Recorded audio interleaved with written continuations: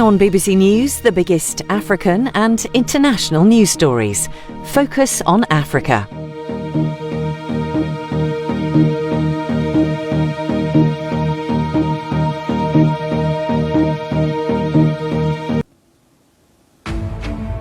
Coming to you live from Nairobi, this is Focus on Africa on BBC News.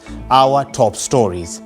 Mali and Burkina Faso say they will bar US citizens from entering their countries in response to a similar move by the Trump administration.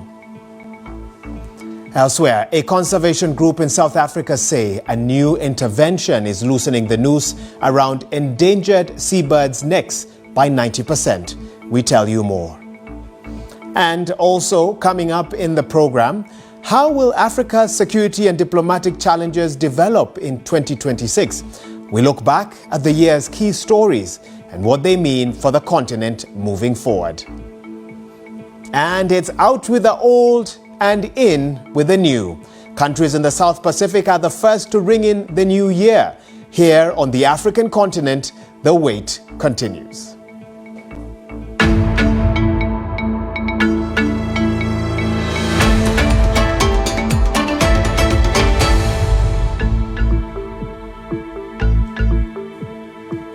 Many thanks for joining us. This is Focus on Africa. I'm Waihiga, Mwaura. Well, are you a US citizen thinking of traveling to Mali and Burkina Faso in West Africa in the new year? Well, that's now become a bit more difficult because of new entry conditions.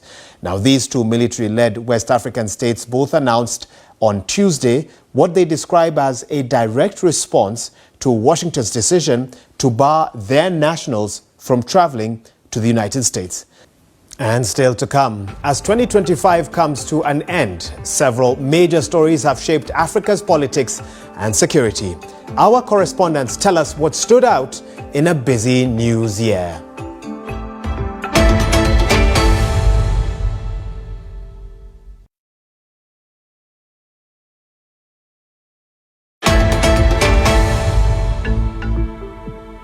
Welcome back to the program. Now, as 2025 winds down and 2026 sets in, several major stories have shaped Africa's politics and security over the last few months. Relations between South Africa and the United States have been under strain. And now, in the spirit of ushering in the new year, there has been a rolling wave of celebrations, beginning in the Pacific. Well, the remote island nation of Kiribati was the first to enter the new year, reaching midnight before anywhere else. New Zealand followed soon thereafter, with thousands in Auckland braving the rain to watch fireworks light up the Sky Tower. And 2 hours later, Sydney's iconic harbour erupted in colour with fireworks over the Harbour Bridge and the Opera House, watched by large crowds under tight security. The celebrations are now moving west across Asia, the Middle East and Europe, where London will soon mark the moment with Big Ben's chimes and fireworks along the Thames. Now, here in Africa, the new year arrives in stages, with East Africa among the first before West African nations follow later. To see how the continent is celebrating, let's now hear from our correspondents who join us live. First, here in Nairobi, Kenya, we are joined by Godwin Asediba to talk more about what is to be expected. Godwin, I know you just recently moved to Nairobi. What are you hearing about what celebrations might be like? Absolutely, Waihiga. A lot of people in East Africa are actually gearing up to usher themselves into the new year. We know that countries like Tanzania, Uganda and Rwanda do take it personal when it comes to celebrating the new year. Here in Kenya, specifically Nairobi, where I find myself, you're expected to see a lot of people stand in queues along the expressway and also get to experience the beautiful fireworks around KICC. Aside all of that, that happens to be like an annual tradition for most of the Kenyans. You would realize that a lot of people also go to church. Some also go to the clubs as well, just to have fun. But aside all of that, a lot of people also take up the opportunity to want to go back to their villages just to be able to connect with family. You would realize that a lot of people who travel all the way to Nairobi to seek for greener pastures would always want to steal this opportunity to go back home and connect with their families. But some of the things we have been gathering on grounds is that most of these people around this time have always complained about the fact that transport fares keeps increasing. So in as much as they keep feeling the pinch in their pockets, they still, break the odds just to be able to travel and get to catch up with their families back at home. But I am actually here in Nairobi, just like you've mentioned, and the experience, I would say, is something that I'm looking forward to. I'm equally going to be at KICC, possibly in the next 3 hours, 7 minutes, which will be around 12 midnight, just to get to experience how the fireworks is going to look like. But I'm actually wondering what you, Waihiga, would equally be doing tonight. Well, that's a good question. I'll tell you when we're done with the program, but I hope you'll be as impressed with what you see here as some of the images we've been showing our audience in New Zealand and in Australia as well. But also remember, West Africa also will be bringing in the new year. Let's now get a sense of what that might look like from Accra, Ghana.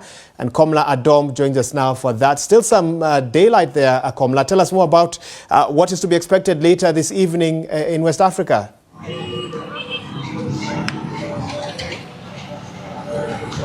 Waihiga, so I am currently standing in between the iconic Independence Square and the National Sports Stadium right behind me. Behind me, thousands of Christians who belong to a non-denominational prayer movement called Alpha Hour have gathered in the stadium in preparation for the crossover into 2026. In fact, many of them have been here since yesterday, since last night, because the movement is having a 2-day prayer event. And I'm sure you can hear the sounds from the background. They are worshiping, thanking and praising God in anticipation for that crossover later at midnight. And then across me, which is where the iconic Independence Square is, there is the expectation of a national firework which will be launched just about 5 or 6 hours from now, which will usher officially the country into the new year. So those are the two major events.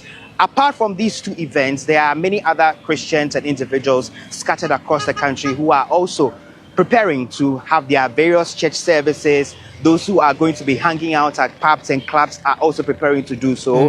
And so it's a mixed bag or a cocktail of activities that people are expecting to hold between now and the next 4 to 5 hours, where we're going to be crossing over into the new year. What sense are you getting of the mood? Would you say that people are expectant that 2026 will be better than 2025? And, we profiled some of the security diplomatic challenges that various African countries have faced. What are people telling you about the expectations for the new year?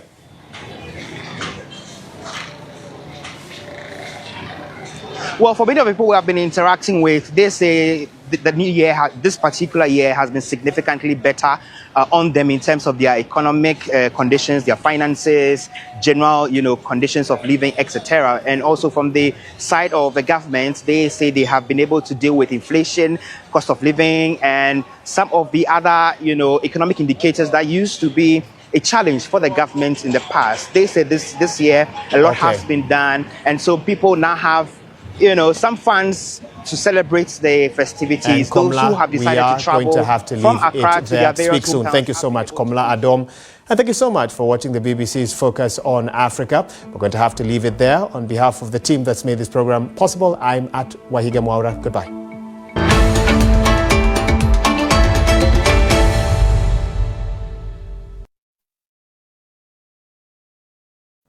Hello there. Let's head to North America.